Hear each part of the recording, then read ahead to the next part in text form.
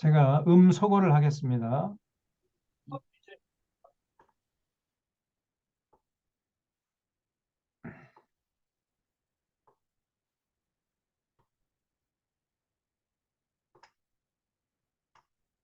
예, 오늘은요, 음,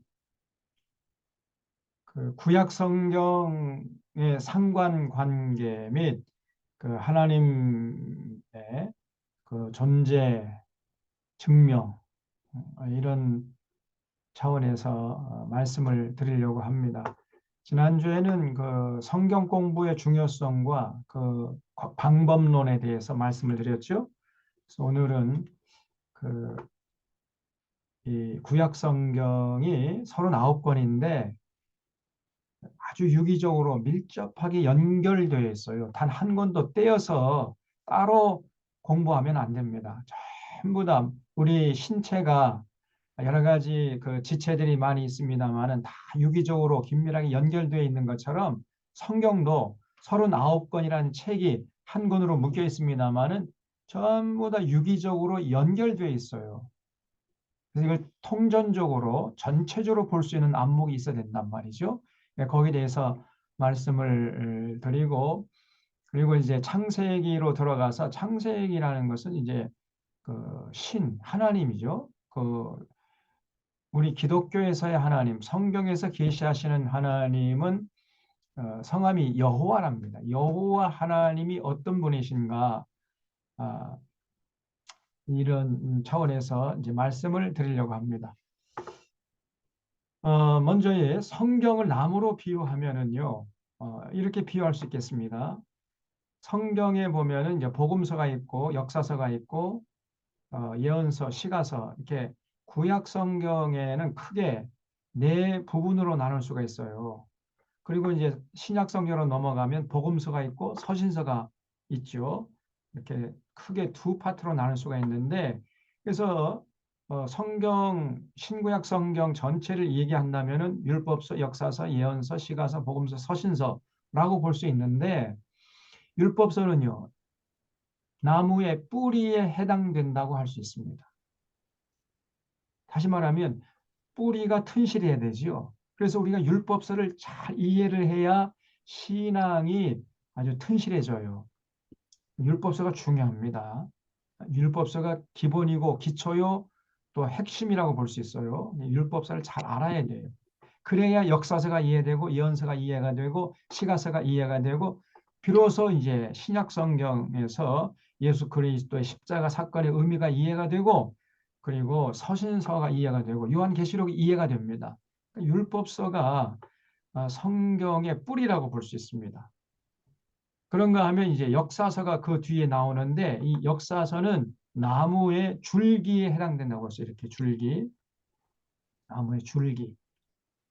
그리고 예언서는 그 줄기에서 뻗어나온 가지라고 볼 수 있습니다. 가지. 음. 그리고 시가서는 나무의 열매라고 볼 수 있어요. 그래서 신앙의 뿌리가 율법서요, 신앙의 줄기가 역사서요, 신앙의 가지가 예언서요, 신앙의 열매는 시가서죠. 그래서 하나님을 잘 믿고 하나님의 규례와 법도와 명령을 따른 자들은 하나님께 복을 받아요. 그 복 받은 사람들이 하나님께 나와서 감사와 찬양을 올려드리는 내용이 시가서거든요. 그래서 이 시가서가 나무의 열매다. 신앙생활의 열매다. 이렇게 얘기할 수가 있겠습니다. 또 그런가 하면은 이제 복음서는 씨죠. 씨. 그러니까 생명의 씨를 소개하는 책이라고 볼 수 있어요. 그 나무의 씨. 그래서 DNA, 그 속에 DNA가 담겨 있죠.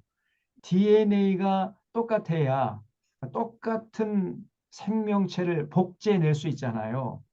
그래서 예수 그리스도라는 이 복음서, 네 권의 복음서는 나무로 하면은 씨라고 볼 수 있어요. DNA가 그 속에 담겨 있어요. 그래서 이 복음서를 잘 이해하고 받아들일 때 우리가 하나님의 생명을 똑같이 공유하는 DNA가 같은 그런 인격체로 살아갈 수 있게 되는 것이죠. 또 서신서는 이제 신앙의 꽃을, 나무의 꽃이라고 볼 수 있어요. 음, 그래서 그 율법서, 역사서, 예언서, 시가서, 복음서를 잘 이해하고 신앙생활 열심히 하는 자들은 그 삶이 환하게 피어납니다. 아름다운 생명의 향기가 풍겨 나와요. 예, 그래서 이렇게 성경을 나무로 비유하자면은 이렇게 비유할 수가 있는 거죠. 이, 이 소나무가 얼마나 참 생명이 푸릅니까? 아주 건강한 소나무죠. 우리가 이 율법서, 역사서, 예언서, 시가서, 복음서, 서신서를 전체적으로 통전적으로 이해가 되면 우리가 하늘의 생명을 만끽하면서 정말 푸르른 인생, 생명의 향기가 진동하는 인생을 살아갈 수가 있는 거지요. 그래서 여러분 성경이 중요합니다. 자, 좀 더 구체적으로 이제 구약 성경의 상관관계에 대해서 말씀드릴게요. 여러분 우리가 구약 성경을 할 때까지 구약 성경의 공부가 끝날 때까지 요 장면, 이 화면을 절대로 머릿속에서 떠나게 하면 안 됩니다. 우리 머릿속에 이 화면을 각인시켜 놔야 돼요. 구약 성경은 밀접하게 서로 연결되어 있다고 제가 말씀드렸잖아요. 그래서 구약 성경은 네 파트로 크게 나눴어요. 율법서, 역사서, 예언서, 시가서 이렇게 네 부분으로 크게 이렇게 나눌 수가 있습니다. 율법서는 이제 5권이죠. 창세기, 출애굽기, 레위기, 민수기, 신명기 이 5권이 율법서에 속하는데 또 다른 말로 모세오경이라고도 해요. 모세가 썼다. 그래서 모세오경이다. 이렇게 얘기를 하지만 사실은 이 5권의 책은 모세가 썼다고 하기는 어렵습니다. 모세가 쓴 부분도 뭐 일정한 정도는 있겠죠. 그러나 모세가 전체를 썼다고 하기는 좀 어려움이 있어요. 왜냐하면 모세가 도저히 쓸 수 없는 그런 내용도 나오거든요. 그렇기 때문에 모세가 썼다고 자꾸 이렇게 과잉되게 주장하는 것은 그 옛날에 이렇게 성경 비평이 발전되지 않았을 때에는 뭐 그런 주장도 통용될 수 있었겠습니다만은 요즘에서는요 도저히 그런 주장은 수용될 수가 없습니다. 그래서 이 율법서는 모세 이후에 그 역사에 대해서도 기록되어 있거든요. 근데 그럼 어떻게 모세가 살아생전에 그것을 기록할 수 있었겠습니까? 그래서 모세오경이라고 하긴 하지만은 그러나 조금 과잉된 부분이 있다. 이렇게 정리하면 좋겠습니다. 그래서 5권이 이제 율법에 속한데 이 유대인들은 이 율법서를 정말 중요하게 여깁니다. 자기의 생명보다 더 중요하게 여겨요. 그래서 이 율법서 5권 중에서 가장 먼저 기록된 책이 레위기입니다. 레위기는 뭐냐면은 하나님과 출애굽한 이스라엘 백성들 사이에 맺은 언약이에요. 언약을 기록한 책이다. 근데 왜 레위기냐? 그 하나님과 이스라엘 백성 사이에 맺은 언약을 전달해 준 사람이 모세죠. 그 모세가 어느 지파예요? 그 레위 지파예요. 그래서 레위기입니다. 음, 그래서 레위기는 하나님과 이스라엘 백성들 사이에 신의 산에 불러 모아가지고 하나님이 이스라엘 백성들하고 언약을 말로 한 약속을 체결한 그런 내용으로 되어 있어요. 레위기가. 그리고 출애굽기는 그 레위기라는 언약을 이스라엘 백성들이 하나님과 맺기까지의 역사적인 과정을 기록한 책이에요.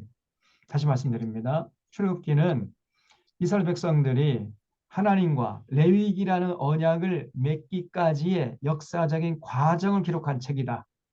이스라엘 백성들이 이제 출애굽을 해가지고 모세의 인도하에 그 미디안 광야를 지나가지고 그 다음에 그 시내산에 이제 50일 45일 만에 도착해가지고 3일 쉬었다가 하루 올라갔다 다시 이제 퇴짜 맞고 다시 내려와서 다시 올라가죠. 그래서 50일째 되는 날, 그걸 오순절이라고 그래요. 오순절. 그 오순절에 하나님과 언약을 체결했어요.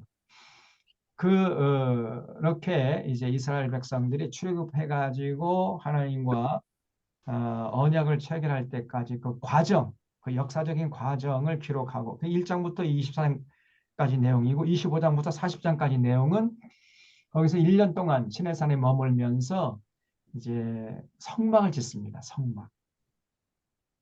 성막 중심으로 미디안 광야 40년 행진을 해요. 그래서 성막 만드는 과정이 25장부터 40장까지 자세하게 기록되어 있어요. 이게 출애굽기예요. 그래서 출애굽기를 다시 정리하면 이스라엘 백성들이 시내산에서 하나님과 언약을 체결하기까지 역사적인 과정을 기록한 책이다. 이게 정리할 수가 있고요. 창세기는 뭐냐? 이스라엘 백성들과 레위기라는 언약을 체결한 신, 그 신의 성함이 여호와예요. 여호와. 그 여호와 하나님이 어떤 분이신가를 우리에게 소개해 주는 책이에요.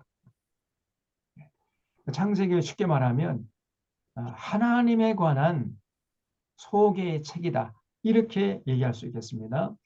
네, 알고 보니까 이스라엘 백성들과 언약을 체결한 그 신, 성함이 여호와신데 그 여호와 하나님이 우주 만물을 창조하셨다는 거예요. 그 근본까지 거슬러 올라가면 그 여호와 하나님이 우주 만물을 창조하셨다. 네, 그리고 좀 이따가 더 자세히 말씀드리겠습니다만은 그 하나님이 너무나 고상한 인격의 소유자세요.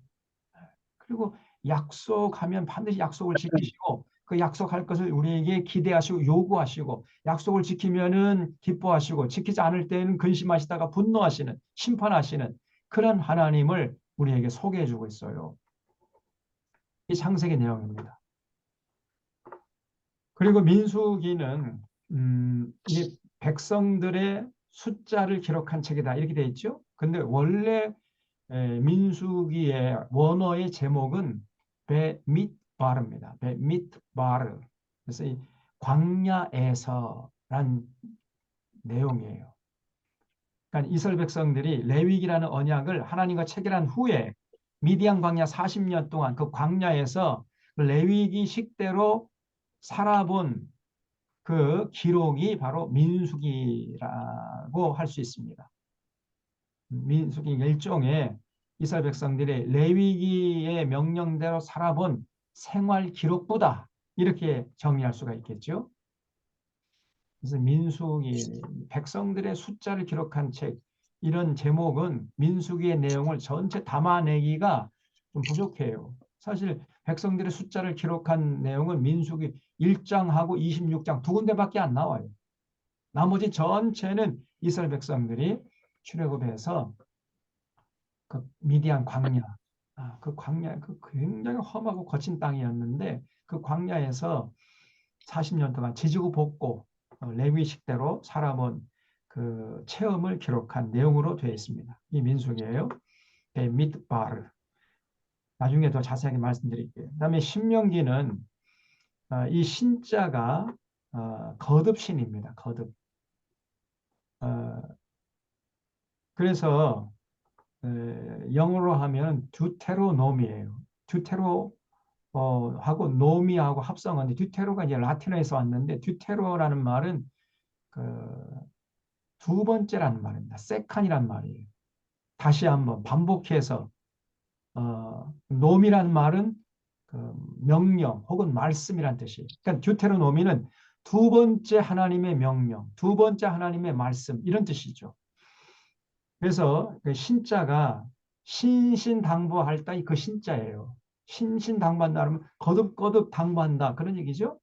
그래서 하나님께서 이스라엘 백성들에게 레위기라는 언약을 다시 한번 반복해서 명령한 내용을 기록한 책 이게 이제 신명기가 되겠습니다. 그러니까 하나님이 그 레위기라는 명령을 했으면은 그것으로 좋겠는데 왜 또 두 번째 이렇게 레위기라는 언약을 다시 한번 반복했는가? 네. 왜 그렇겠어요? 첫 번째는 중요하기 때문에. 두 번째는 레위기하고 신명기하고의 시간차가 한 40년이 있어요. 그러니까 이스라엘 백성이 출애굽한 후에 곧바로 이제 하나님께서 이스라엘 백성들에게 그러니까 출애굽 1세대들이죠. 레위기 언약을 지키라고 명령을 했어요.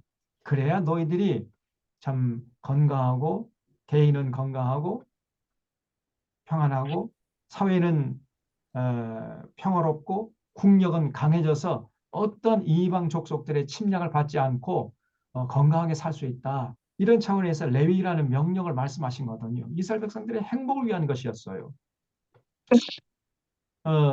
그런데 그 이스라엘 백성들이 출애굽한 후에 그 미디안 광야에서 40년 동안 지지복구하면서 전부 다 돌아가셨잖아요. 다 죽었어요. 여호수아와 갈렙 빼고는 다 죽었습니다. 그래서 가나안 땅을 목전에 두고 있었던 그 사람들은 출애굽 2세대들이었어요. 광야에서 태어난 사람들이었단 말이죠. 그러니까 40년 전에 자기 조상들이 하나님과 어떠한 언약을 체결했는지를 몰랐어요. 출애굽 2세대들이. 그래서 하나님께서 그 가나안 땅에 들어가기 직전에 다시 한번 레위기 언약을 반복한 거예요. 그것이 신명기입니다. 그래서 여러분 다 유기적으로 연결돼 있죠? 네. 율법서가 중요한데 그 중에서 핵심이 레위기입니다. 레위기. 레위기는 하나님과 이스라엘 백성들 사이에 맺은 언약이고요.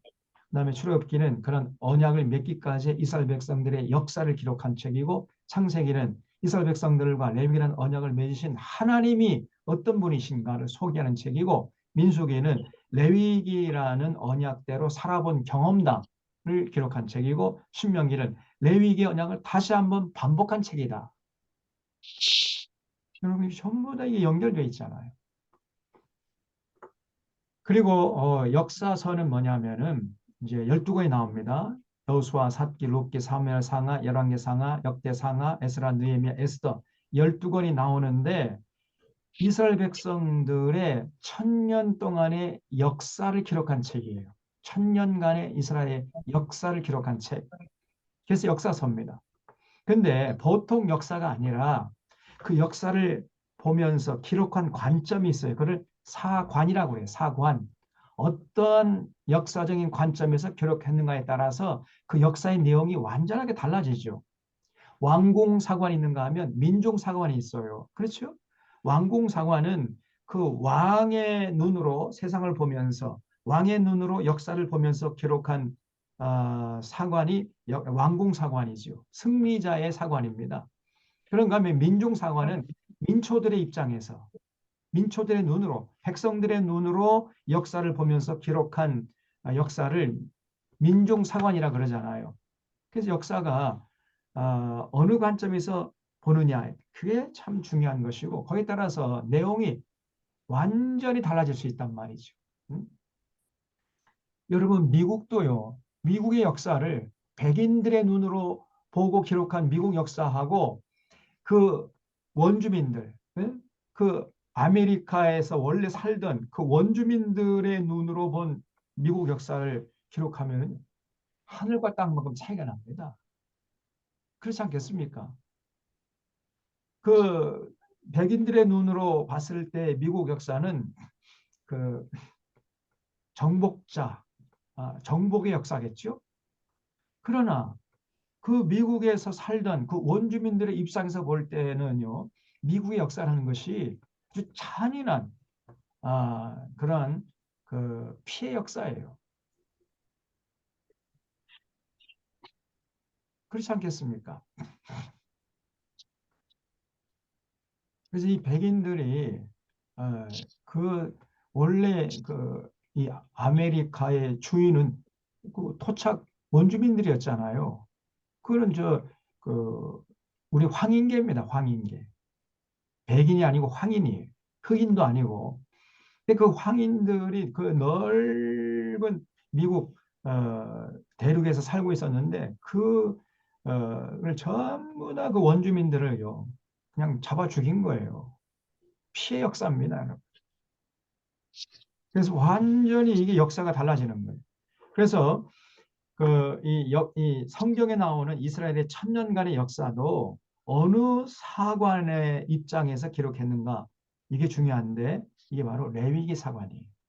혹은 신명기 사관. 레위기하고 신명기 내용이 거의 대동소이하니까. 그래서 레위기전 다시 말하면 레위기의 핵심이 하나님 사랑과 이웃 사랑이죠. 그게 하나님의 명령 핵심 아닙니까? 그런 레위기에 하나님과 맺은 그 언약, 신의 산 언약의 관점에서 이스라엘 백성들이 그 언약을 지켰는지 아니 지켰는지 이런 관점에서 이스라엘의 1000년 동안의 역사를 기록했단 말이에요. 그래서 레위기 사관, 신명기 사관이라고 합니다. 만약에 이 레위기 언약을 지켰을 때에는 이스라엘 백성들의 역사가 아까 말씀드린 개인은 평안하고 사회는 평화롭고 국력은 강했었어요. 감히 어떤 민족이 넘보지 못할 정도로 아주 강인한 나라를 이루었거든요. 그러다가 레위기 언약을 지키지 않을 때에는 개인은 불행해지고 사회는 불안해지고 국력은 약화되어 가지고 이방 족속들의 침략을 받아가지고 식민지로 전락하는 이런 역사를 기록했단 말이죠. 그래서 여러분 이 레위기 언약, 이 신명기 언약을 지키는 게 너무 중요하다는 것을 성경은 단적으로 우리에게 얘기해 줍니다. 그래서 이 역사서를 공부하면서 바로 그런 관점에서 공부하면서 야, 하나님 사랑하고 이웃 사랑하는 게 이렇게 중요한 것이구나. 개인은 평안한 삶을 살 수가 있고 그런 사람들이 많아지면 그 사회는 평화로워요. 그리고 그 나라는 막강한 국력을 자랑합니다. 감히 어떤 나라가 넘보지 못할 정도로 아주 강력한 나라를 구축하게 돼요. 오늘날도 똑같습니다. 이런 패러다임은 똑같아요. 자, 그런가 하면은 이제 예언서가 있죠. 예언서. 예언서는 이사야, 예레미야, 에가, 에스겔, 다니엘, 호세아, 요엘, 아모스, 오바댜, 요나, 미가, 나훔, 하박국, 스바냐, 학개, 스가랴, 말라기 17권입니다. 17권. 이거는 이제 이 이스라엘 백성들에게 하나님께서 명령하실 때 만약 이 언약을 지키면은 내가 복을 주겠고 지키지 않을 때는 너희들 내가 저주하겠다. 이렇게 약속했어요. 우리 하나님이 약속대로 하십니다. 이렇게 약속을 해놓고 이스라엘 백성들 예 반드시 지켰습니다. 이렇게 또 약속했거든요. 그래 놓고는 안 지켜요. 그러면 하나님이 약속대로 이스라엘 백성들이 이제 저주해야 돼. 저주하면 이스라엘 백성들이 참 불행을 당하고 참 고통을 당하고 나라가 망하고 그러잖아요. 그러니까 하나님께서 안쓰러우니까 마지막 기회를 주시기 위해서 예언자들을 보내셨습니다. 예언자들. 너희들 빨리 회개하고 돌아와서 나와 맺은 언약을 지켜라. 그 예언자들이 이스라엘 역사 속에서 등장해가지고 끊임없이 이렇게 회개하고 하나님께 돌아가라. 그리고 하나님과 맺은 언약을 지켜라. 그래야 너희들이 그 하나님이 허락하신 젖과 꿀이 흐르는 가나안 땅에서 계속 배불리 먹고 등 따숩게 건강하게 행복하게 살 수 있다. 이런 메시지를 외쳤거든요. 그러나 이제 결국은 이스라엘 백성들이 이 예언자의 말을 듣기를 싫어했어요. 그러다가 막 하나님의 이제 저주를 자초한 거지. 그러니까 이 예언자들이 등장했을 때는 그 사회가 평안할 때였겠습니까? 그 사회가 아주 울근불근 할 때였겠습니까? 그렇죠? 평안할 때에는 예언자가 등장할 이유가 없죠. 이미 이스라엘 백성들은 레위기 언약을 잘 지키면서 하나님 사랑하고 이웃 사랑하면서 더불어 살아가는 세상을 이루었는데 예언자가 등장할 이유가 없는 거지요. 그러다가 레위기 언약을 지키지 않으면요, 개인은 불행해지고 사회는 불안해지고 국력은 약화되면은 나라가 이제 망할 지경이에요. 그때 이제 마지막 기회를 주기 위해서 예언자가 등장했던 거예요. 그래서 빨리 회개하라. 응? 하나님께 돌아가서 하나님과 맺은 언약을 지키면 이 어려움이 해소되고 다시 나라가 부강해져서 이방 나라의 식민지로 전락하지 않을 수 있다. 이런 메시지를 외쳤던 거거든요. 마지막 기회를 주기 위해서 하나님이 예언자를 이렇게 보내셨는데 이렇게 보세요. 이렇게 많은 예언자들이 등장했다는 것을 뭘 말하느냐? 이스라엘 백성들이 이 레위기라는 하나님과 맺은 언약을 지키지 않았다는 것을 단적으로 우리에게 보여주고 있는 것입니다. 네, 예언자들이 요 네모 박스 안에만 있는 게 아니었고요. 요 박스 밖에 이 사람들도 예언자예요. 그래서 이 엘리야, 엘리사, 아히야, 오뎃, 아사리야, 스마야, 미가야, 예수, 나단, 갓, 이또, 하나니, 아야하, 시헬, 엘리에셀, 훌다 이런 예언자들도 또 많이 있었습니다. 그러니까 예언자들이요. 이스라엘 백성들의 역사 속에서 끊임없이 등장했다는 사실을 여기서 알 수 있죠. 단적으로 이 도표를 보면 이 그림을 보기만 하면요. 아, 이스라엘 백성들이 하나님과 맺은 레위기 언약을 안 지켰구나. 하나님의 마음을 푹푹 새겨들였구나. 하나님을 금방 알 수 있습니다. 한눈에 보이잖아요. 그래서 여기 박스 안에 들어있는 이 예언자들은 자기가 예언한 내용을 문서로 남겼어요. 그래서 성경 안에 들어와 있습니다. 그래서 이걸 문서 예언자라고 그래요. 문서 예언자. 다시 한번 따라서 해보겠습니다. 문서 예언자. 문서 예언자. 그리고 이 박스 밖에 있는 이 예언자들은요, 자기가 예언한 내용을 문서로 남겨놓지를 않았어요. 그래서 어떤 내용으로 예언을 했는지 모릅니다. 그러나 뭐 예언의 내용은 거의 대동소이하죠. 빨리 회개하고 하나님께 돌아가라. 하나님과 맺은 언약을 지켜라. 이런 내용입니다. 그래서 이 박스 바깥에 있는 이 예언자들을 비문서 예언자라고 그래요. 비문서 예언자. 한번 따라서 해볼까요? 비문서 예언자. 비문서 예언자. 아무튼 이스라엘의 이 1000년 동안의 역사 속에서 이런 예언자들이 끊임없이 등장했던 것이에요. 이것은 뭘 말하냐면은 이스라엘 백성들이 하나님과 맺은 이 레위기 언약을 지키지 않았다는 것입니다. 여기에 이스라엘 역사의 불행의 뿌리가 있는 거죠. 자, 그런가 하면은 이 시가서는 뭐냐면요.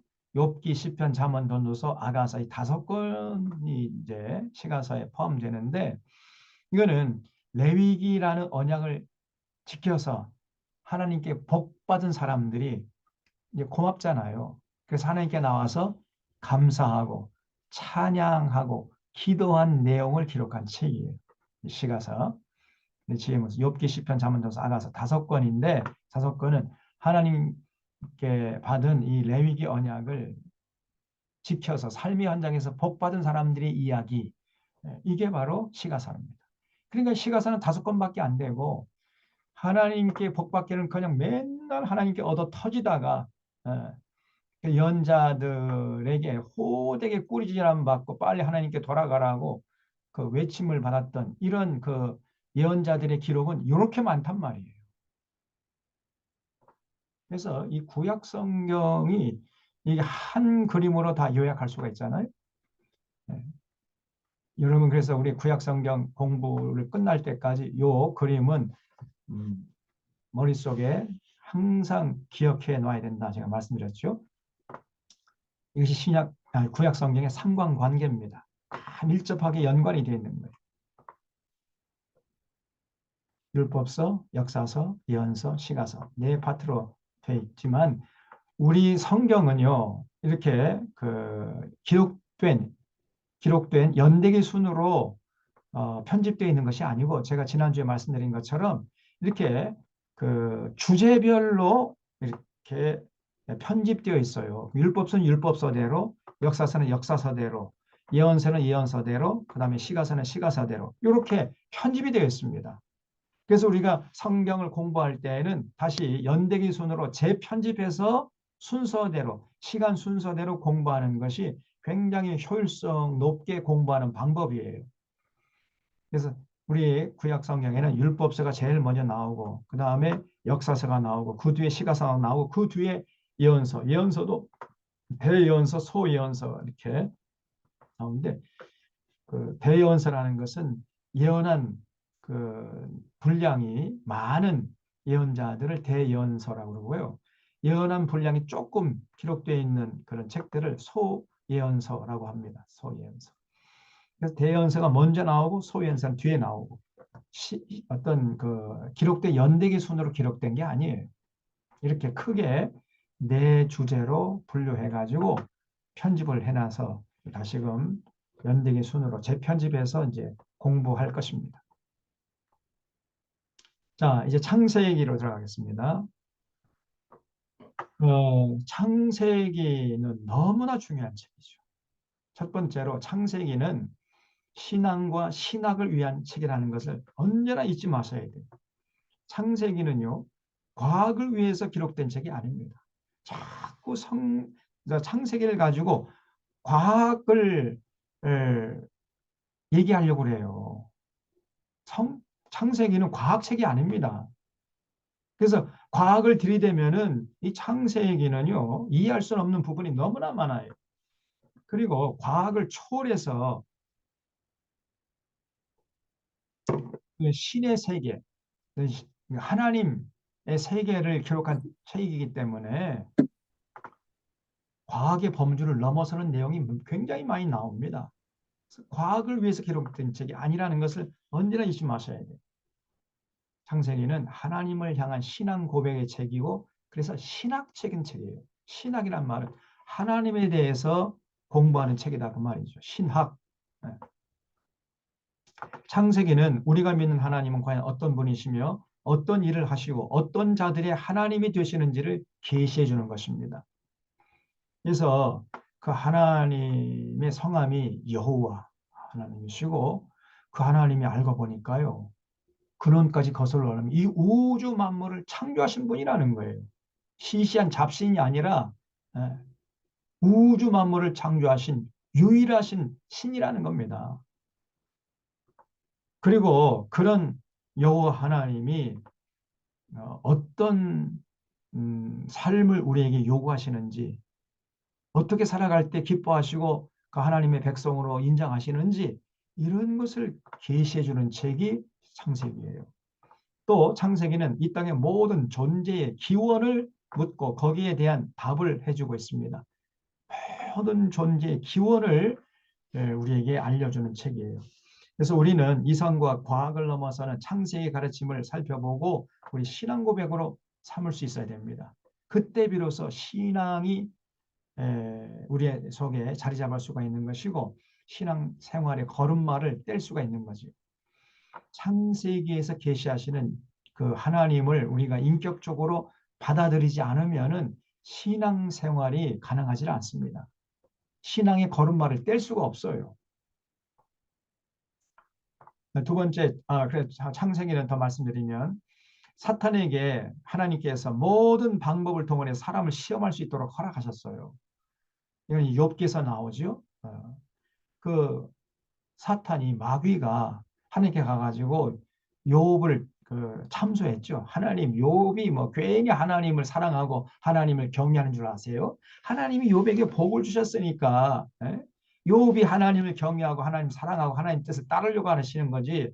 욥에게 줬던 복을 걷어가 보세요. 그래도 욥이 하나님을 경외할 줄 아세요? 천만의 말씀이에요. 이렇게 참소를 했죠. 그러니까 하나님께서 그 마귀의 사탄에게 내 종 야곱은 그렇지 않을 텐데 그래? 그럼 네가 가서 한번 시험해 봐라. 이렇게 허락하셨어요. 그래서 이 사탄이요. 여러분 우리에게 다가와 가지고 하나님께 허락받아 가지고 시험을 하는 겁니다. 그래서 우리가 기도할 때 하나님 우리 앞에 어떤 시험도 없게 해 주시옵소서 이렇게 기도하는 것은 그거는 헛된 기도예요. 잘못된 기도입니다. 사탄을 이 세상에 보내서 활동하게 하신 것은 성도들을 시험하기 위함이거든요. 그래서 우리가 아무리 열심히 시험이 없도록 기도해도 여전히 사탄은 우리에게 다가와서 시험을 하는 거예요. 왜냐하면 하나님이 허락하셨기 때문에. 그래서 예수님께서도 너희들이 기도할 때 이렇게 기도하라 하면서 말씀하신 것이 시험이 없도록 기도하라고 가르쳐 주신 것이 아니라 시험을 당할 때 그 시험에 넘어가지 않도록 힘을 달라고 기도하라고 그렇게 가르쳐 주신 거예요. 시험 자체를 없애달라고 기도하라고 가르쳐 준 게 아니라 어떤 시험이 와도 마귀가 우리 시험에도 그 시험에 넘어가지 않도록 그 시험에 빠지지 않도록 지켜주시옵소서. 그 시험을 이길 수 있도록 힘을 주시옵소서. 이렇게 기도하라고 가르쳐 주신 겁니다. 그래서 여러분 아무리 믿음 좋은 사람이다 할지라도 시험이 있습니다. 마귀가 시험 아니 믿음이 좋기 때문에 마귀가 시험하는 거예요. 그걸 잊지 마세요. 그래서 이 사탄은요. 창세기와 성경의 마지막 책인 요한계시로 집중적으로 공격하고 있습니다. 창세기는 부인하게 하죠. 창세기에서 계시하시는 하나님은 믿지 못하도록 해요. 그리고 요한계시록은 모르게 하려고 수단 방법을 가리지 않고 있습니다. 그러니까 창세기에서 계시하신 하나님을 인정하지 않고 요한계시록 성경의 결론인 요한계시록은 모르게 하고 이렇게 하면 신앙생활을 제대로 할 수가 없게 되는 거죠. 그럼 그런 신앙은 뭐라고 표현할 수 있겠습니까? 처음과 끝이 없는 신앙이죠. 밑도 끝도 없는 신앙생활을 하고 있단 말이죠. 네. 그게 얼마나 참 기가 막히냐 말이에요. 많은 사람들이 창세기 계시하시는 하나님은 안 믿어요. 그리고 요한계시는 몰라. 그러면서 열심히 또 신앙생활을 해 또. 네. 그러니까 제대로 된 신앙생활을 할 수가 없는 것입니다. 그게 마귀가 노리는 거죠. 사탄이 노리는 거예요. 그래서 사탄은 창세기 요한계시를 집중적으로 공격하고 있는데 오늘날 한국교회가 여기에 그냥 놀아나고 있는 거예요. 창세기는 창세기 계시한 하나님을 인정하지는 않아요. 부인해버립니다. 그리고 요한계시는 전혀 모르고 있어요. 그러면서 거짓 선지자들의 말이 휘둘리고 있단 말이죠. 그러니 어떻게 신앙생활이 제대로 될 수 있겠느냐 말이죠. 그래서 이거는요, 제가 말씀드리는 거는 오늘날 목사 장로들 거의 비슷해. 대부분의 목사 장로들이 그래요. 참 기가 막힙니다. 그러면서 목사 임내, 장로 임내 이러고 어깨에 힘주고 다니는 거예요.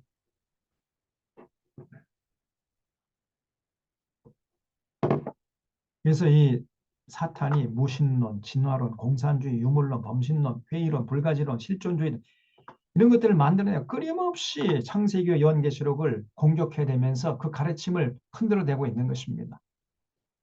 여기에 우리가 절대 휘둘리면 안 되죠.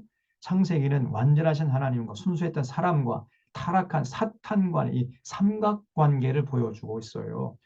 그래서 성도는 사탄의 모든 미혹을 이겨내야 온전한 신앙생활을 유지할 수가 있는 것입니다.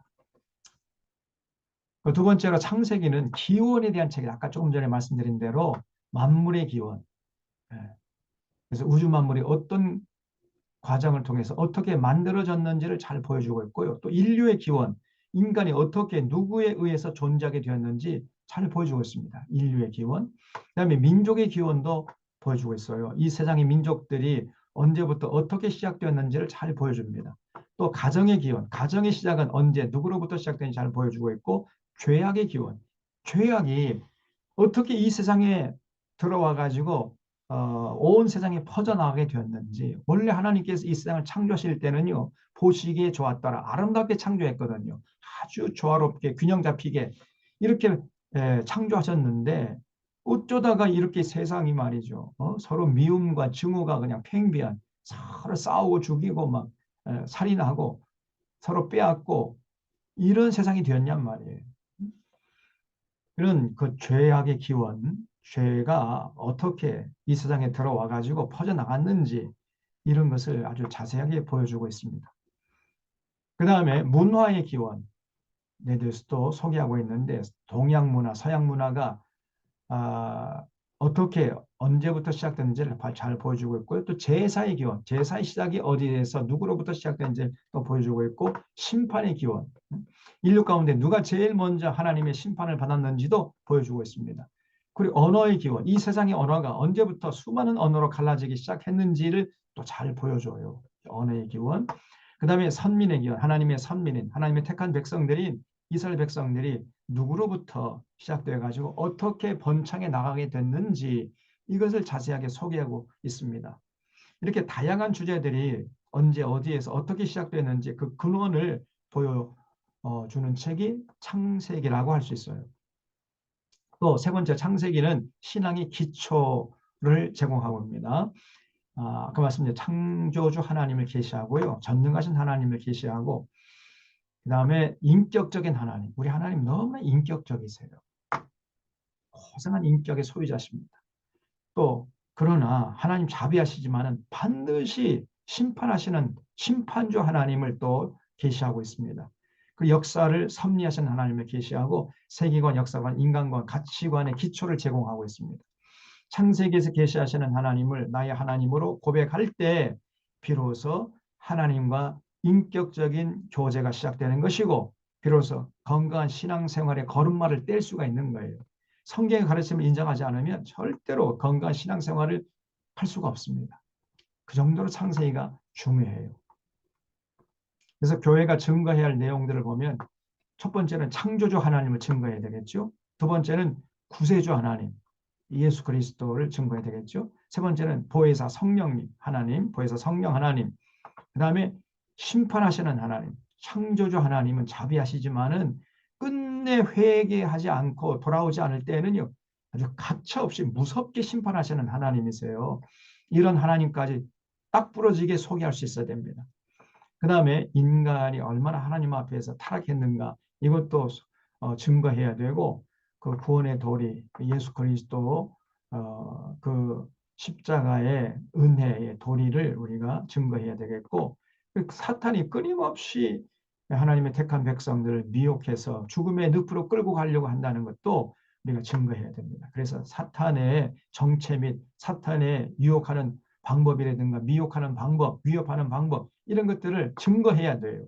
그러니까 우리가 적을 알아야 백전백승할 수 있지 않겠습니까? 지피지기면 백전백승 아닙니까? 그래서 사탄의 정체와 사탄의 그 미혹 방법 이런 것들을 잘 알고 있어야 돼요. 그걸 증거해야 돼요. 교회가요. 그래야 사탄의 미혹에 빠지지 않을 수가 되는 거죠. 이 7가지는 반드시 교회가 증거해야 할 내용들입니다. 근데 오늘날 한국교회는요. 요 구원의 도리 요게 하나만 여기에 피리 꽂혀 요것만 알고 있다. 나머지는 관심도 없고 전혀 무지합니다. 그 정도 수준이니 뭐 어떻게 건강한 신앙생활을 유지할 수 있겠느냐 말이에요. 우리가 전체 7가지 전체를 다 증거하고 우리가 확신하면서 증거할 수 있어야 돼요. 신은 죽었다. 이런 얘기 많이 들어보셨죠? 니체가 한 말이죠. 짜라투스트라는 이렇게 말했다. 거기서 나오는 내용인데 이 신은 죽었다는 말은 무슨 말이에요? 신이 어떻게 죽습니까? 그래서 신은 죽었다 이 말의 뜻이 뭐냐면은 신앙이 인간에게 더 이상 절대적인 영향력을 행사하지 못하게 되었다는 뜻입니다. 과거에는요 신앙이 인간에게 굉장한 영향력을 행사해서 중세시대 이전까지는 그래서 인간이 신에게 의존하고 종속되던 상태에서 벗어나서 이제 독립적으로 서게 되었다는 선포를 한마디로 신은 죽었다 이렇게 얘기한 거예요. 과거 중세시대까지는 신이 인간을 지배하는 시대였다고 할 수가 있죠. 모든 이 인류 역사가 중세 이전까지는요. 신중심이었어요. 신중심. 신 앞에서 인간은 한없이 초라한 존재에 불과했던 것입니다. 그러나 이제 르네상스 이후에 점점 인간의 이성이 깨기 시작했어요. 그래서 이성이 신앙의 자리를 차지하게 되면서 인간은 신 없이도 살아갈 수 있게 됐단 말이에요. 신에게 의존함 없이 독립적으로 살아갈 수 있게 되었어요. 그러다가 이제는 이 현대 인간은요, 어느 정도까지 이제 나아가게 됐냐면은 신의 존재를 부정해요. 신은 없다. 신은 인간의 창조물이다. 뭐 이런 주장까지 할 정도가 되었고요. 또 심지어는 인간 자체가 신이라는 거예요. 인간 자체가. 신이 따로 있는 것이 아니라 인간이 신이다. 이런 주장까지 하게 돼버린 거예요. 여러분 그러나 신의 존재를 부정하거나 인간이 신이라고 하는 이 현대의 물질 문명은 갈수록 황폐해지고 거칠어지고 있어요. 그러니까 인간이 신은 없다. 신은 죽었다. 신은 없다. 뭐 인간이 신을 창조했다. 인간 자체가 신이다. 막 이렇게 교만해지다 보니까 현대의 문명이라는 것이 굉장히 허무해지고 황폐해지고 거칠어지고 있단 말이죠. 현대의 인간은 인류가 나아갈 올바른 방향을 잃어버리고 허무주의나 염세주의에 빠지거나 독선주의에 빠지게 되었습니다. 그래서 신이 이성을 지배하던 중세시대에는 그 중세시대 이전까지는 인간이 보잘것없는 초라한 존재로 전락해서 신의 지배 아래에서 신음하는 이런 시대였다고 한다면 신의 존재를 부정하는 이 현대 시대에는요. 인간이 그 인간의 광기 어린 맹목적 의지에 의해서 지금 거의 파멸 일보 직전에 서 있다고 볼 수 있어요. 무서운 일입니다. 이 과학기술 문명은 가장 합리적인 것처럼 포장하고 있지만은 사실은 가장 비합리적인 인간의 폭력적 의지가 지배하고 있는 것이 이 과학기술 문명이에요. 그래서 인간을 멸절시킬 수 있는 위험한 짓들, 인간이라는 종을 한순간에 멸종시킬 수 있는 이러한 짓들을 서슴없이 인간이 스스로 하고 있어요, 지금. 예컨대 원자폭탄을 만들지요. 수소폭탄은 원자폭탄보다 뭐 수천 배 더 위력이 있다고 그래요. 이 수소폭탄 하나만 터트려주면은 인류는 끝장입니다. 근데 이걸 지금 만들고 있어요, 인간이. 또 핵발전, 이 핵발전소요. 저희 일본에서 후쿠시마 동북부에서 내기가 터졌잖아요. 그래서 일본 국토의 75%는 방사능이 오염되고 있다고 하지 않습니까? 일본의 국운은 완전히 꺾였어요. 저 일본은 이제 서서히 망하는 쪽으로 지금 나아가고 있는 겁니다. 이 핵발전을 여러분 빨리 멈춰야 돼. 그 정도로 이게 위험한 짓이에요. 그런데 저 윤석열이라는 저 미치광이가 지금 핵발전소를 계속 짓겠다고 하잖아요. 또 유전자를 조작하고 있습니다, 인간이. 그리고 인간이 이제 스스로 신이라는 자만심에 빠져가지고 생명을 만들어내겠다는 거예요. 생명, 우리 인간도 창조할 수 있다고 지금 이렇게 호언장담하고 있습니다, 과학자들이. 이거는 피조물의 한계를 넘어서는 거예요. 인간이 이제 창조주 자리를 넘보고 있는 겁니다. 그러면 인간 어떻게 되겠어요, 이게? 또 AI 로봇, 이게 참 굉장히 지금 뜨거운 화두로 지금 등장하고 있는데 이제는 인간이 로봇을 섬기는 시대가 도래할 것이다. 이런 얘기를 많은 과학자들이 하고 있습니다. 그러니까 이런 위험천만한 짓들을 이성이라는 힘으로 서슴없이 저지르고 있어요, 지금. 신을 부정하는 현대 문명은 물질적으로는 가장 풍요로운 시대라고 할 수 있지만은 정신적으로, 영적으로는 가장 궁핍한 시대라고 할 수 있습니다. 그래서요, 오늘 현대 인간들이 반드시 고민해야 할 것은 뭐냐? 어떻게 하면 신의 존재를 인정하면서 동시에 인간의 존엄성을 높일 수 있는가? 여기에 초점이 맞춰져 있어야 돼요. 신과 인간의 인격적인 관계 설정에 대한 지혜가 절대적으로 필요한 시대가 오늘 현대라고 할 수 있겠습니다. 이런 차원에서 창세기의 중요성은 아무리 강조해도 지나치지 않는 것이죠.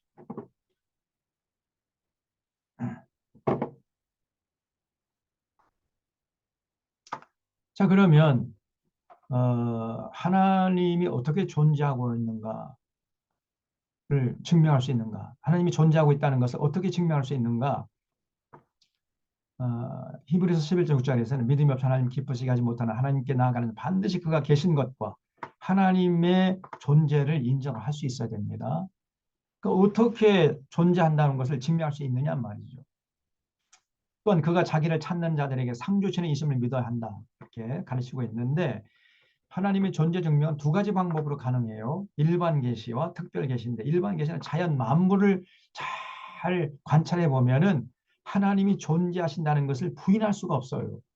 하나님이 존재하고 있구나라는 것을 인정할 수밖에 없습니다. 이 일반 계시예요.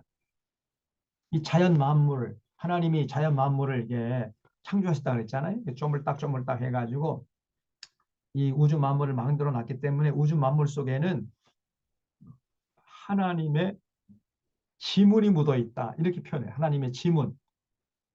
토기장이가 토기를 이렇게 주물럭주물럭 하면서 이렇게 만들잖아요. 그러면 그 토기 속에 그 토기장에 지문이 묻어 있는 것처럼 우주 만물을 하나님이 창조했기 때문에 그 우주 만물을 자세히 관찰하면은 하나님의 지문이 보인다는 거예요.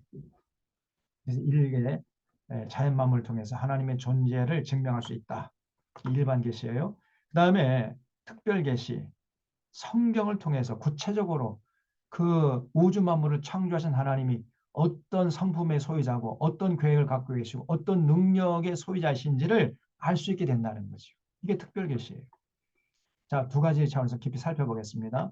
일반 계시, 자연 만물을 통해서 로마서 1장 20절에서는 창세로부터 그의 보이지 아니하는 것들, 그의 영원하신 능력과 신성, 그 하나님의 능력과 하나님의 그 신적인 성품이 그가 만드신 만물에 분명히 보여 알려졌다는 거예요. 이 우주 만물의 피조 세계 속에서는 하나님의 지문이 묻어 있다는 것입니다. 그렇기 때문에 그 자연 만물을 잘 관찰하면은 하나님의 존재를 절대로 부인할 수가 없다는 거예요. 하나님의 존재 증명할 때 가장 우선적으로 들은 예화가 이거죠. 우연고 확률, 원숭이가 103kg 구성된 컴퓨터의 키보드를 난타해가지고 원숭이, 즉 이응, 우, 어, 니은, 시읒, 우, 이응, 이응, 이 이게 원숭이죠. 9글자를 틀리지 않고 단 한 번에 틀리지 않고 타이핑할 수 있는 확률이 어떻게 될 것인가 따져보면은 간단할 것 같지만 굉장히 어려운 일이에요. 그 확률이 거의 제로입니다. 제로. 아니, 거의가 아니라 제로야, 제로. 그 확률을 따져보면요.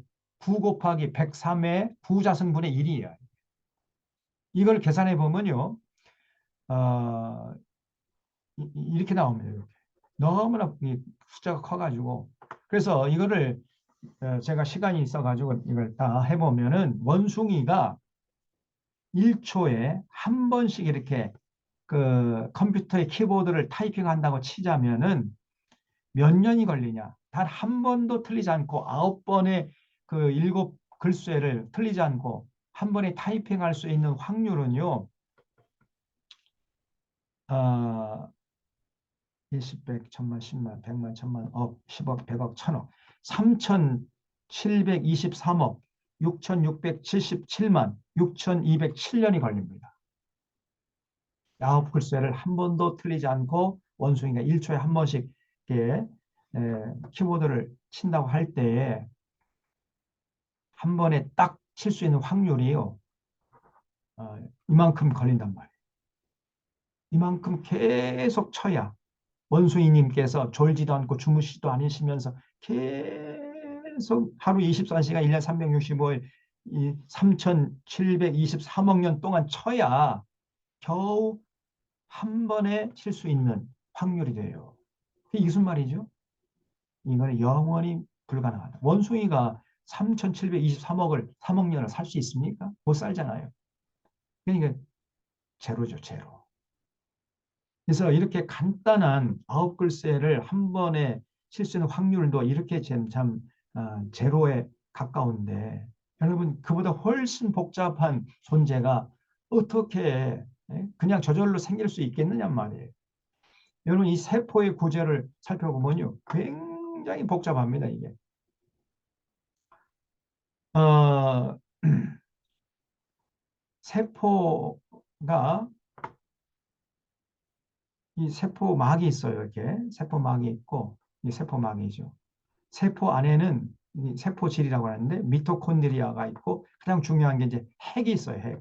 핵 안에는 핵소체가 있고 염색사가 있습니다. 이 염색사 안에 우리가 흔히 말하는 DNA가 들어있는 거죠. 그래서 A하고 P하고 T가 이렇게 그 나선형으로 이렇게 구조를 이루어 가지고 있는데 그거를 끄집어내면은 이 조그만 세포 속에 있는 염색사를 꺼내면 한 1m 60cm 정도 길이로 이렇게 꺼내낼 수 있다. 이 세포 하나는요, 전자현미경으로 살펴봐야 보일까 말까 하는 거예요. 이 조그마한 이 조직 속에 염색사가 들어있는데 그 염색사를 끄집어내서 이렇게 한 줄로 펴면은 1m 60cm 정도로 길단 말이에요. 어떻게 이런 것들이 저절로 생길 수가 있겠냔 말이죠. 이렇게 복잡한 구조가 세포의 구조에 보면은 이렇게 복잡하게 되어 있습니다. 그래서 이 핵에는 핵막으로 쌓인 내부에 DNA와 단백질을 함유하고 있는데 이 염색사를 이렇게 쭉 꺼집어내 가지고 펴게 되면요. 눈에도 보이지 않는 조그마한 공간 속에 들어있는 이 세포 안에 들어있는 핵의 염색사의 줄기가 1m 60cm 정도로 이렇게 늘어난단 말이죠. 그게 그 속에 들어있는 거예요. 이것이 어떻게 그냥 저절로 생길 수가 있겠느냐 말이죠. 이거는요, 그 확률은 불가능한 겁니다. 제로야, 제로. 누군가가 창조하지 않았으면 존재할 수 없는 거죠. 비행기 조종석도 이거 보면 이렇게 복잡해요. 이렇게 복잡한 조종석이 그냥 저절로 이렇게 만들어졌겠습니까? 저절로 제가 이렇게 해가지고 조립이 다 돼가지고 이렇게 딱 존재하게 됐을까요? 아니겠지요. 이게 저절로 생겼다고 믿는 것이 이게 더 큰 신앙을 필요로 하는 거 아닙니까? 이건 그럼 누군가가 만들었기 때문에 존재하는 거죠. 이렇게 누군가 만들어가지고 설계해가지고 만들어가지고 조립했기 때문에 이게 존재하는 것이지 이게 어떻게 저절로 존재할 수 있게 됐냔 말이죠. 우주선의 내부는 더 복잡해요. 이게 우주선의 내부인데 이렇게 복잡한 우주선이 누군가가 설계하고 만들고 조립한 사람 그런 존재 없이 저절로 생겼다고 믿는 것이 그것이 정말 큰 신앙을 필요로 하는 것이죠. 오히려 누군가 만들었다고 믿는 것이 합리적이에요. 또 이제 보통 이제 하나님의 존재 증명할 때 시계를 이렇게 내보이죠. 여러분 이 시계 속에 옛날 시계는 이렇게 전부 다 톱니바퀴가 들어있잖아요. 톱니바퀴가 이렇게 정확하게 서로 톱니를 물면서 돌아가고 있는데 이게 저절로 존재하겠습니까? 아니겠죠. 누군가가 설계하고 어떤 기술자가 깎아가지고 조립했기 때문에 존재하는 거죠. 그렇죠? 분명히 그렇게 여러분 믿고 확신할 수 있겠지요. 마찬가지입니다. 이렇게 별로 복잡하지 않은 시계도 누군가가 설계하고 깎아가지고 조립했기 때문에 존재했는데 이거보다 수십 배, 수천 배, 수만 배 복잡한 조직이 어떻게 저절로 생길 수 있겠느냐 말이죠.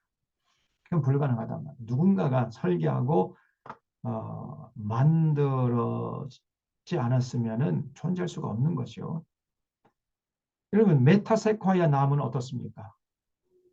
저쪽에 우리 전라남도 어디입니까? 어, 담양인가요? 거기 가면 메타세콰이아 나무가 있지요. 아주 정확하게 50m 내지 60m 이 간격을 두고 나무가 심겨져 있어요. 근데 이 나무가 저절로 씨가 이렇게 규칙적으로 다 뿌려져 가지고 이게 저절로 이렇게 자라나 가지고 조성됐을까요? 아니죠. 누군가가 심었단 말이죠. 누군가가. 그 누군가 알지 못하지만은 언젠가 누군가에 의해서 이 나무가 심겨져 가지고 이렇게 자란 거 아니겠습니까? 그걸 우리가 믿을 수 있잖아요. 마찬가지예요. 우주 만물도. 우주 만물은 이런 메타세코이아 나무나 시계나 뭐 이런 어떤 우주선이나 비행기 조종석도 훨씬 복잡합니다. 천배 뭐 천만 배 복잡해요. 근데 이런 우주가 저절로 존재할 수 있겠느냐 말이에요. 제가 마이산에 가보니까 저쪽에 마이산이 있죠. 거기 보니까 이 돌탑을 누군가 쌓아 돌탑이 있더라고요. 그럼 이거는 저절로 이게 생긴 게 아니겠죠. 누군가가 쌓았기 때문에 존재하는 거 아니겠습니까? 그렇죠? 그래서 제가 이 사진을 찍어 와서 여러분 보여드리려고. 또 인간의 뇌는요, 지금 제가 보여준 모든 구조물보다 훨씬 몇 천만 배 더 복잡해요. 인간의 뇌. 근데 인간의 이 뇌가 저절로 이렇게 많은 세월을 흘러가면서 저절로 이렇게 만들어졌다. 그래서 존재하게 됐다. 이렇게 믿는 것 자체가 이게 참 큰 믿음이죠. 그래서 여러분 진화론은 믿음이 있어야 믿을 수가 있어요. 오히려 창조론이 훨씬 과학적이란 말이죠. 창조를 믿으려면 별 믿음 없어도 믿을 수가 있어요. 오히려. 그래서 성경에서는 집마다 지은이가 있으니 만물을 지으신 이는 하나님이시니라 이렇게 소개하고 있습니다. 집마다 지은이가 있죠. 그렇죠? 조그마한 계집도 누군가가 설계하고 지었으니까 계집이 존재하는 거 아닙니까? 여러분이 지금 살고 있는 그 집, 그 아파트나 집이나 어떤 설계자가 설계했고 어떤 건축자가 건축했기 때문에 여러분이 그 집에 들어가서 살고 있는 거죠. 누군가가 지었어요. 저절로 존재하는 게 아닙니다. 반드시 누군가 지은 자가 있단 말이에요.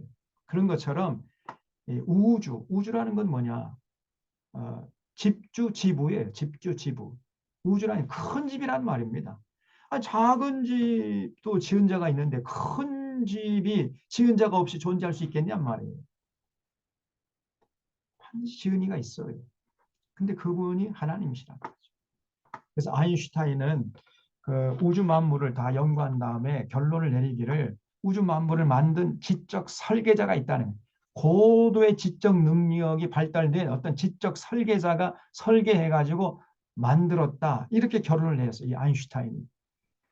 그래서 이 지적 설계자라고 표현을 했는데, 이걸 이제 우리식으로 말하면 이제 신이죠, 하나님. 우주 만물을 만드는 굉장히 지적으로 뛰어난 능력의 소유자인 신 하나님. 그 하나님의 성함을 우리 기독교에서는 여호와라고 그래요. 여호와 하나님. 그래서 이 아인슈타인은 우주 만물을 만든 어떤 신적인 존재가 있다는 거예요. 그것까지 인정했지만은 그 신적인 존재가 성경에서 계시하시는 여호와 하나님이라고는 믿질 않았어요. 이 아인슈타인 기독교인이 아닙니다. 그러나 어쨌든 아인슈타인은 아무리 이 우주 만물을 연구하고 관찰해 봐도 결론은 반드시 어떤 신적인 존재가 있어야 된다는 거예요. 그게 상당히 양심적이죠. 네, 성경에서는 그 신을 여호와 하나님이 우주 만물을 창조했다, 이렇게 소개하고 있단 말이죠. 그래서 여러분, 이 우주 만물을 관찰해 보면은요, 하나님의 존재, 신의 존재를 부정할 수가 없습니다. 그리고 특별 계시를 통해서 그 하나님이 어떤 분이신가를 우리가 자세하게 알 수 있어요. 성경은 구체적으로 하나님의 능력, 하나님의 성품, 하나님의 뜻이 무엇인지를 잘 가르치고 있습니다. 그래서 모든 성경 하나님의 감동으로 된 것으로 교훈과 책망과 바르게 함과 의로 교육하기에 유익하다 그랬죠. 그래서 성경을 보면요, 하나님에 대해서 소개하고 있어가지고 그 하나님의 사람을 온전하게 하기 위해서 교훈하고 책망하고 바르게 하고 의로 교육해주는 그런 목적으로 성경이 기록됐다는 거예요. 하나님 백성답게 살아갈 수 있도록 만들어주는 책이 성경이다. 그렇다면, 그렇다면은요, 이제 마지막 질문을 할 수밖에 없는데, 과연 성경은 믿을 만한가? 이런 질문에 봉착하게 되는데, 성경을 믿을 수 있는 근거는 2000년 인류 역사죠. 2000년 인류 역사가 확실한 증거를 제공하고 있습니다. 성경은 우리의 신앙과 삶의 유일하고 궁극적인 최고의 기준이에요. 성경을 통해 계시하시는 하나님을 인격적으로 만나고 그 하나님 사랑하고 신뢰하고 그 하나님의 뜻을 받던 사람들은 단 한 사람도 예외 없이 이 땅에 사는 동안에 정말 사람이 사람답게 하늘의 생명을 만끽하면서 평안과 기쁨과 자유를 만끽하면서 복되게 살았어요. 단 한 사람도 예외 없이. 그래서 성경에서 제시하시는 그 여호와 하나님을 우리가 인정할 수가 있는 것이고, 성경은 믿을 만하다는 거예요.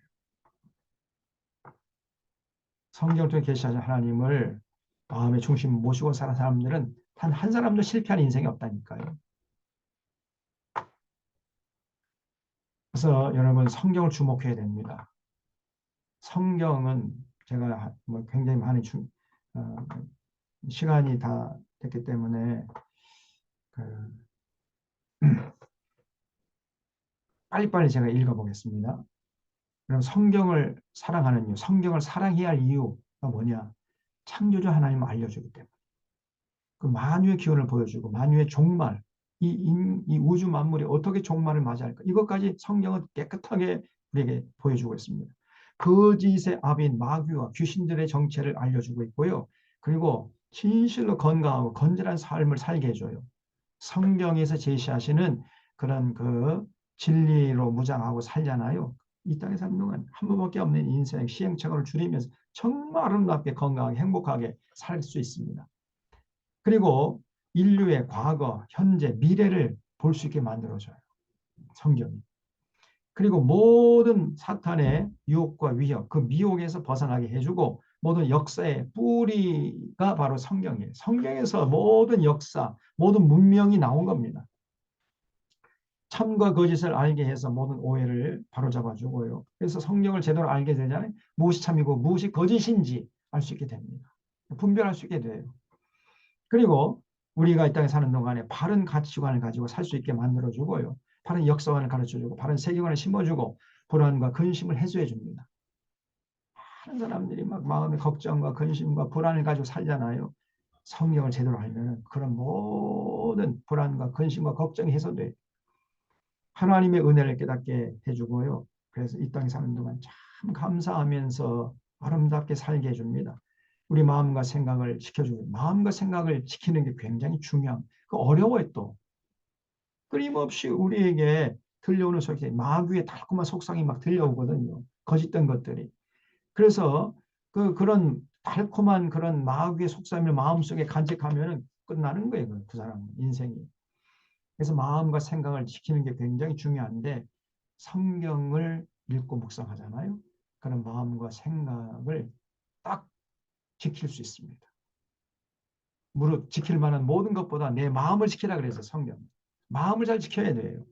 마음속에 아무 사상이나 아무 어떤 가르침이나 이렇게 자리 잡게 해서는 안 된단 말이에요. 그런 사람이 있는데 아주 어리석은 사람입니다. 자기를 망치는 그런 거짓된 가르침, 잘못된 사상을 그냥 쉽게 받아들이고 참된 진리를 거부해버려요. 그런 사람은 자기 인생 망치기로 작정한 사람이죠. 어디 그런 사람이 참, 네?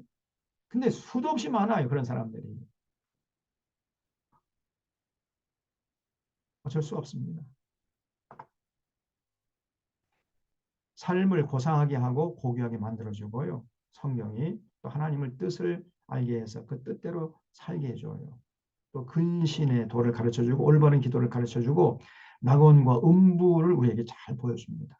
영생복락의 길을 가르쳐주고 삶의 목적을 보여주고 영감을 불어넣어주고 인내를 가르쳐주고 절제의 도를 가르쳐주고 인생의 매뉴얼에서 여러분 우리 자동차도 사면은 그 자동차 매뉴얼 있잖아요. 그걸 잘 읽어봐야 자동차를 그 성능을 마음껏 누리면서 자동차 그 운전을 누릴 수 있잖아요. 마찬가지예요. 성경을 잘 알아야 우리 인생을 행복하게 즐길 수 있습니다, 여러분. 성경이 인생의 매뉴얼이에요. 또 지옥을 우리에게 보여줘. 지옥은 이 낙원과 음부가 다릅니다. 천국과 지옥, 낙원과 음부가 좀 달라요. 또 우리에게 정말 마음속에 깊은 것을 우러나오는 찬양을 하도록 가르쳐주고 참 믿음을 심어주고 참 소망과 참 사랑을 가르쳐주고 참 자유의 길을 가르쳐주고 참 진리의 길을 가르쳐주고 평화의 길을 가르쳐주고 행복의 길을 가르쳐주고 참된 선행을 가르쳐주고 평강의 길을 가르쳐주고 죽어서 가게 될 천국을 보여주고 시대를 분별하게 해주고 사람을 거듭나게 해서 악에서 멀어지게 만들어줍니다. 하나님의 자녀 됨의 비결을 가르쳐주고 세상을 바르게 볼 수 있게 해주고 자유케 하고 섬기게 하고 신령한 지혜와 총명을 가르쳐주고 사명과 계명을 가르쳐줘요. 이 땅에 사는 동안에 우리가 도대체 어디에서 무엇을 하다가 하나님께 갈 것인가 이걸 가르쳐주고요. 그렇게 하나님이 주신 사명을 감당하기 위해서는 어떻게 살아야 되는가 계명을 가르쳐줘요. 우리가 걸어가야 할 이정표 그 삶의 원리를 딱 부러지게 가르쳐준단 말이죠. 그래서 우리를 생명길로 인도해 줍니다. 그리고 마음과 생각을 깨끗하게 씻어주고요. 의심의 안개를 걷어내고 마음을 청결하게 해주고요. 양심과 행동을 바르게 인도해주고 지각을 깨워주고 진위를 분별하게 해주고 스승의 도를 보여줘요. 진짜 스승이 누구냐? 진짜 스승이란 반드시 이렇게 살아가야 돼요. 이게 참된 스승이에요. 요즘에 거짓된 스승들이 너무나 많습니다. 진짜 스승이 아닌데 제가 진짜 스승이라고 자처하는 거예요. 그런 자들이 많아요. 대형교회 목사라고 해서 뭐 존경할 스승이다. 천만의 말씀입니다, 여러분. 사탄과 귀신들이 하는 일을 잘 보여주고 사탄과 귀신들의 최후의 운명이 어떤지를 우리에게 보여주고요. 사후세계를 알려주고 생명의 소중함을 가르쳐주고 선악의 척도를 제공하고 선으로서 악을 이기게 만들어줘요. 성공적인 인생을 살 수 있게 만들어 화평케 하고 거룩케 하고 삶을 온전케 하고 삶을 품위 있게 만들어줍니다. 아주 귀티나게 살게 만들어줘요. 뭐 있다고 해서 뭐 귀티나고 없다고 해서 뭐 천막 그렇지 않습니다. 오히려 있는 사람들 천박해. 요즘에 가만히 보세요. 전부 다 뭐 온몸에 명품을 다 걸쳤지만은 그러나 그 사람 그 자체가 다 천박하잖아요. 김건희가 얼마나 천박합니까 그게. 예? 윤석열이 온갖 명품을 이거 뭐 맨날 뭐 아주 기름진 음식을 먹고 살지만은 저렇게 천박할 수가 없잖아요. 그래서 귀티나게 사는 것은요 절대로 외적인 조건에 의해서 결정되는 게 아닙니다. 정말 성경을 사랑하고 진리로 무장한 사람들은 이 땅에 사는 동안에 정말 품위 있게 귀티나게 거룩하게 구별되게 살 수 있어요. 아름답게. 그래서 성경이 중요한 것입니다. 그 신앙을 견고하게 만들어주고 선한 일에 열심을 내게 하고 마음의 풍성함과 충만함을 주고 성령의 검으로서 무장하게 만들어 성부와 성자와 성령님이 어떤 분이신지 잘 알게 해줘요. 그 성화의 길을 보여주고 세상의 소망이신 예수 그리스도를 알게 해주고 시련과 고난을 이기게 해주고 신의 성품에 참여하게 해주고 악의 기원이 어디서부터 연유됐는가를 알게 됩니다. 악의 화신이 이 용, 이 사탄이라고 옛 뱀이라고도 하고 마귀라고 하는 이 용의 정체를 알게 해줘요. 이 용이란 놈이 모든 타락한 정치 권력, 종교 권력의 배후에서 조종하는 것이죠. 마귀란 놈이. 그래서 그 정체를 알게 해줍니다. 인류 역사의 방향을 향방을 보여주고 인류 역사가 걸어가야 할 길에서 지금 많이 멀어지고 있어요. 지금 제대로 된 올바른 방향을 잡고 가는 것이 아니라 지금 인류가 멸종할 수밖에 없는 그 길로 방향을 잡고 지금 가고 있단 말이에요. 성경을 제대로 보면 그게 보입니다. 이게 훤히 보이고 있다니까요. 천국의 영광을 바라보고 십자가를 지게 하고 영생길로 안내하고 영원한 아버지를 만나게 예언과 성취를 알게 하고 온유하고 겸손하게 만들어줍니다. 또 왕도 로얄십을 우리에게 보여줘요. 진짜 통치자가 누구냐. 저 윤석열이는 저건 아주 가짜입니다. 저건 완전히 마귀 악재이에요. 진짜 대통령은 저렇게 행동할 수가 없어요. 성경을 보면은 그게 딱 드러납니다. 성경 모르는 사람들이 윤석열이 아직도 대통령이 각하 그러면서 목사 장로들이 그래. 그러니까 목사 장로들이 성경을 전혀 모르고 나는 게 이게 얼마나 기가 막힌 현실입니까?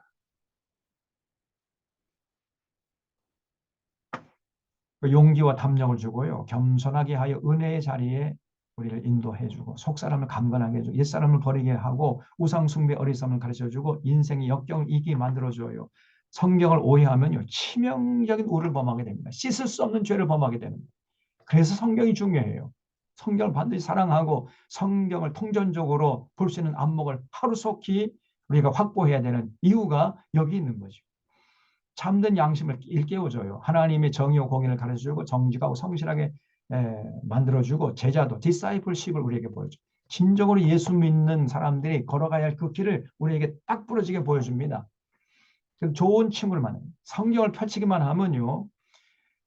그 위대한 사도들, 위대한 믿음의 조상들이 언제라도 만날 준비, 만반의 준비를 하고 우리를 기다리고 있어요.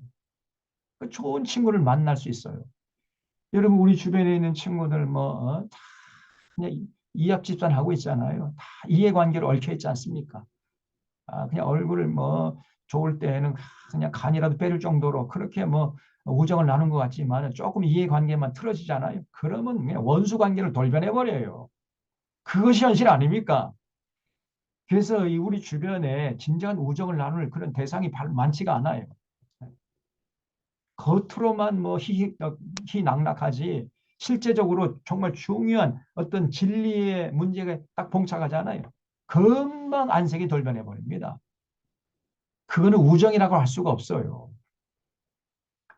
그러나 성경에서 계시하시는 성경에서 보여주는 그 위대한 사도들이나 신앙의 조상들은요. 정말 우리에게 좋은 친구가 되어줘요. 언제든지 만날 만반의 준비를 하고 있단 말이죠. 그 얼마나 성경이 참 좋으냔 말이에요. 또 좌로나 우로나 치우치지 않게 해주고 죄가 무엇인지 알게 해주고 착하고 충성되게 살게 해주고 참된 경건의 도리를 가르쳐주고 천국의 상을 받게 해주고 천국의 문을 열어줍니다. 천사들의 존재를 알게 해주고 초자연의 세계를 보여주고 판단과 분별의 기준이 되고 하나님과 사람 사이의 언약을 보여주고 하나님과 이웃을 사랑하게 하고 하나님의 권능을 보여주고 하나님의 뜻을 알려주고 하나님의 사랑을 보여주고 하나님의 선하심을 보여주고 하나님의 성품과 심정을 알려주고요. 하나님의 심판과 하나님의 영광을 보여줍니다. 하나님의 윤리와 법들을 알려주고 하나님의 은혜를 누리게 해주고 하나님의 진노를 보여주고 하나님의 질투를 보여주고 성령의 감동으로 회개하게 하고 훌륭한 스승을 만나게 하고 인류에 나아갈 올바른 방향을 제시해 줘요. 거대 담론, 눈을 크게 떠서 이 인류가 어떤 방향으로 지금 나가야 인류가 살 길인가 하는 것을 보여준단 말이죠. 또 타락한 종교와 그 권력, 타락한 권력의 배후에 과연 누가 있는지 이 용이란 놈이 딱 또아리를 들고 앉아있단 말이에요. 이걸 분명히 우리에게 보여줘요. 이렇게 여러분 성경을 사랑해야 할 이유가 많아요. 그래서 여러분 이번 기회에 정말 여러분 성경을 사랑하고 성경을 통해 계시한 삼위일체 하나님 인격적으로 만나야 돼요. 거기에 혼신의 힘을 쏟아야 됩니다. 그래 여러분의 인생이 한 번밖에 없는 인생이 복되게 될 수 있어요. 자, 그래서 그 성경에서 계시하시는 여호와 하나님, 다시 말하면 일반 계시와 특별 계시를 통해서 우리가 알 수 있는 여호와 하나님이 어떤 분이신가 하는 것을 성경을 통해 종합적으로 정리하면 몇 가지로 정리할 수가 있는데 첫 번째는 세상 만물을 창조하신 창조주가 되세요. 태초에 하나님이 천지를 창조하시니라. 창세기 1장 성경 제일 처음 딱 펼쳐보면은 태초에 하나님이 천지를 창조하시니라. 그 하나님의 성함 여호와예요. 여호와 하나님이 천지를 창조했다. 이렇게 선포하고 성경 시작합니다. 또 창세기 1장 27절 하나님이 자기 형상과 하나님의 형상대로 사람을 창조하시되 남자와 여자를 창조하시고 그랬지요. 그래서 하나님이 인간에게 하나님의 피조물 창조 세계를 다스리도록 맡기셨다는 거죠. 인간들은 하나님의 창조 질서를 잘 보존해서 다음 세대로 넘겨야 할 책임과 사명이 있다는 것을 잊지 말아야 됩니다. 그래서 여호와 하나님은 창조주가 되세요. 두 번째로 여호와 하나님 인격이십니다. 인격. 이걸 잊지 마세요. 인격의 핵심 개념은 뭐냐? 약속입니다. 여호와 하나님은 약속한 것을 반드시 지키시고 그렇기 때문에 지킬 것을 요구하시고 기대하십니다. 인간이 하나님과 맺은 약속을 지키면 하나님과의 관계가 원만하게 되고요. 참 평안과 기쁨과 자유를 만끽하면서 살 수 있습니다. 이런 인간의 삶을 보면서 여호와 하나님이 희노애락을 느끼시는 거예요. 그래서 우리가 하나님과 약속을 지키며 참 평안과 기쁨과 자유를 만끽하면서 행복하게 살아가는 모습을 보면서 우리 하나님이 기뻐하십니다. 반대로 하나님과 약속을 어기면서 좀 불행하게 이게 살게 되잖아요. 그러면 그런 모습을 보시면서 하나님이 근심하시면서 분노하시다가 마침내 심판하시는 거예요. 그래서 성경에 보면은 여호와 하나님의 희노애락이 그냥 분명하게 드러나 있어요. 어떨 때 기뻐하시고 어떨 때 분노하시고 어떨 때 슬퍼하시고 어떨 때 즐거워하시는지 희노애락 이것이 분명하게 제시되어 있단 말이에요. 우리 하나님은 인격이십니다. 인격이 약속이에요. 약속을 잘 지킬 때 우리가 하나님과 맺은 약속을 지킬 때 하나님이 기뻐하시고 즐거워하세요. 그러다가 약속을 지키지 않으면 우리가 불행해져요. 그럼 그 불행하게 사는 모습을 보면서 하나님이 근심하시다가 분노하신단 말이에요. 그래서 그런 하나님을 한마디로 인격이시다 이렇게 표현합니다. 또 하나님 어떤 분이시냐? 거룩하세요.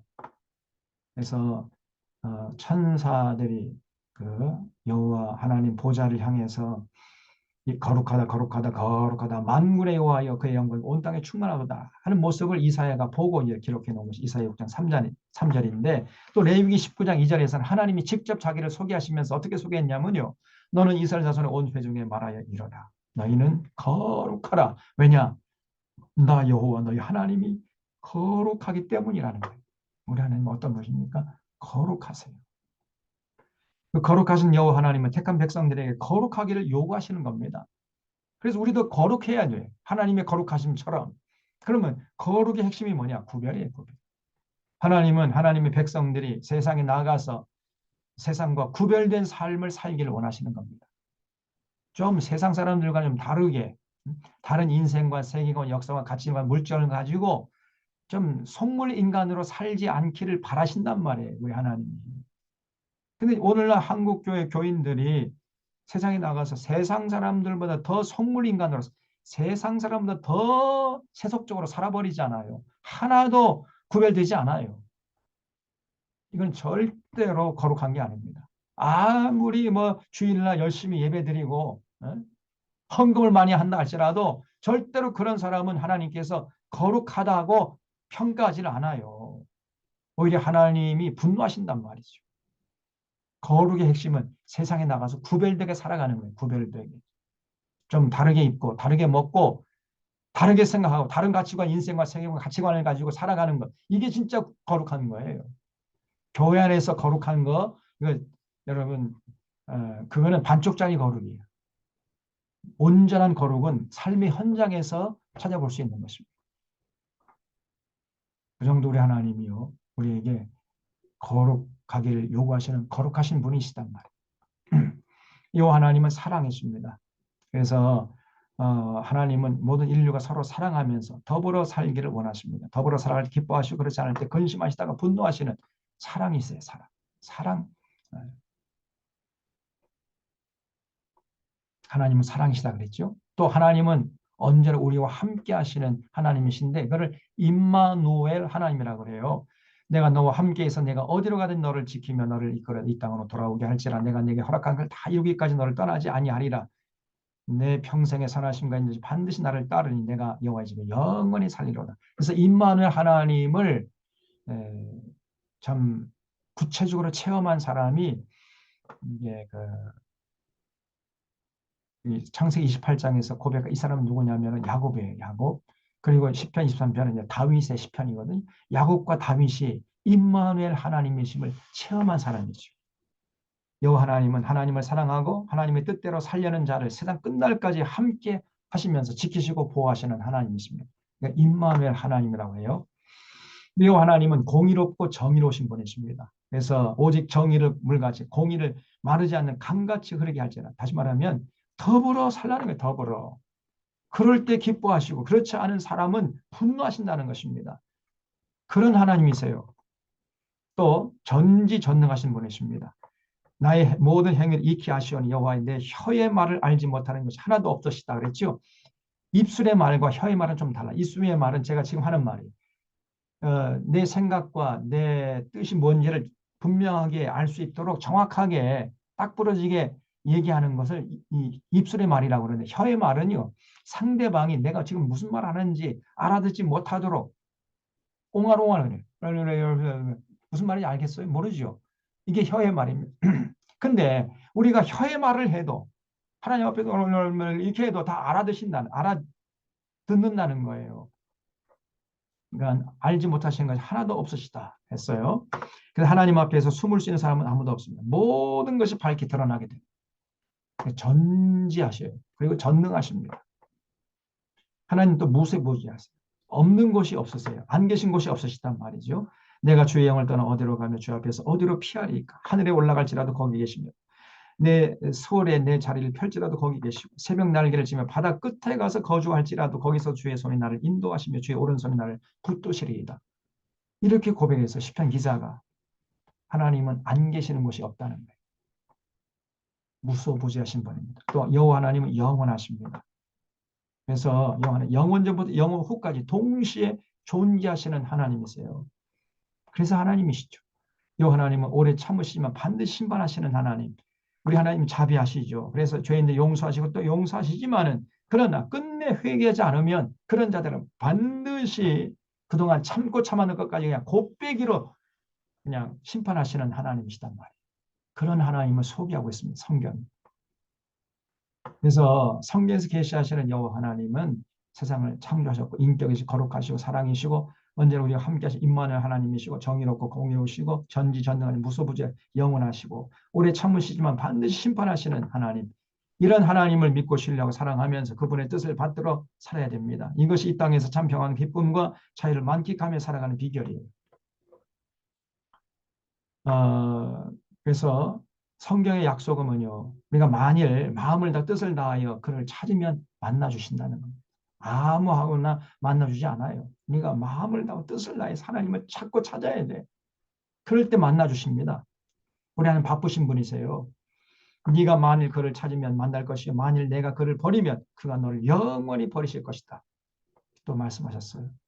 또 대하 15장 4절에서도 돌아가서 여호와께로 돌아가서 찾으며 그가 그들과 만나게 되셨나니 또 시편 34편 10절에서는 여호와를 찾는 자는 모든 좋은 것에 부족함이 없으리로다 그랬어요. 또 이사야서 55장 6절 7절에서 그리하면 그가 긍휼히 여기시라 우리 하나님께로 돌아오라 그가 너그럽게 용서하시리라 그랬죠.